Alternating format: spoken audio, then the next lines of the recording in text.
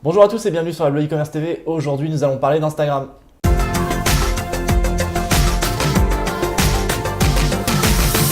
Alors aujourd'hui, on se retrouve avec Jean de Idoo. Bonjour Jean. Bonjour Guillaume. Bienvenue. Alors Jean, Idoo est une société que tu as développée il y a maintenant 6 ans, qui travaille sur Instagram principalement. Absolument, oui. Les 4 premières années, non. On a attendu que Instagram monte en puissance. D'accord. Et là, depuis 2 ans, oui, le monde a changé. Et Alors, la montée en puissance d'Instagram a changé beaucoup de choses. Qu'est-ce qu'on peut faire avec Instagram aujourd'hui quand on est e-commerçant ? C'est un réseau, pour parler du marché français, c'est vraiment le 3e réseau qui a dépassé Twitter, LinkedIn, qui est juste derrière Facebook, YouTube. C'est plus de 15 millions d'utilisateurs actifs quotidiens. D'accord. Et ce n'est pas des Parisiens intramuros. Tout le monde utilise Instagram. Et ce ne sont pas simplement des enfants.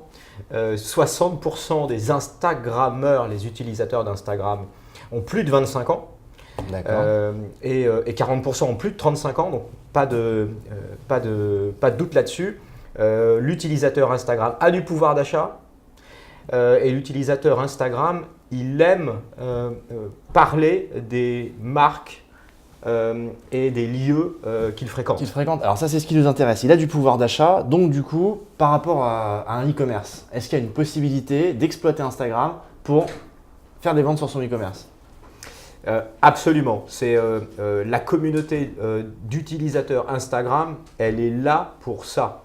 On va prendre, si tu veux bien, l'exemple de Facebook comparé à Instagram. Ouais. Tout le monde connaît ce grand réseau Facebook. On y va tous.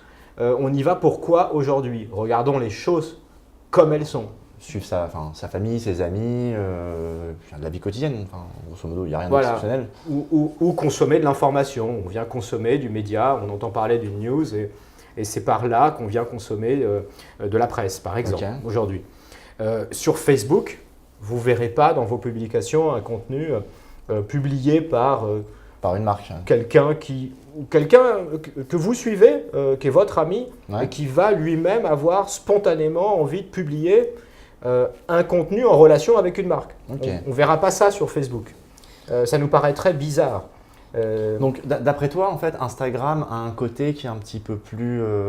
qui revendique un petit peu plus les marques, qui revendique un petit peu plus donc, du contenu sponsorisé, de manière légitime ?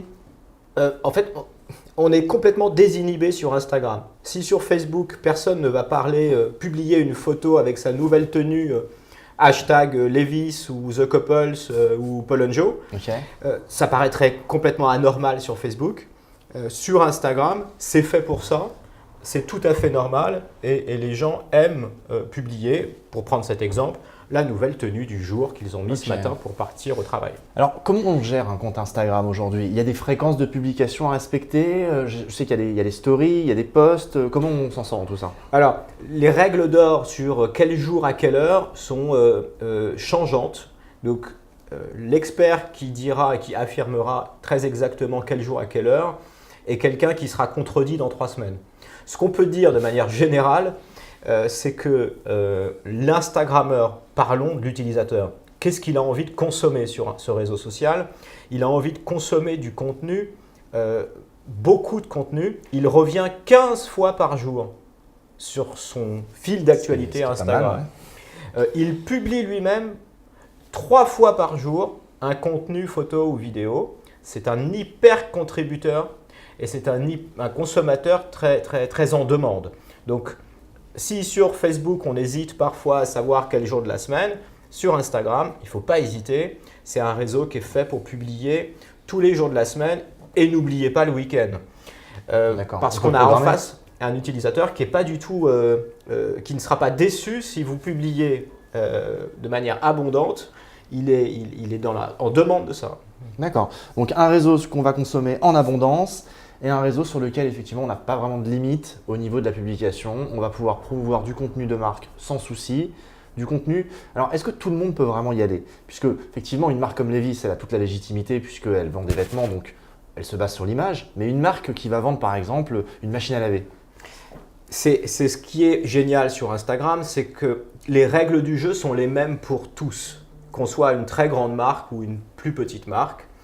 Et sur Instagram, la puissance principale de ce réseau social, c'est sa puissance communautaire.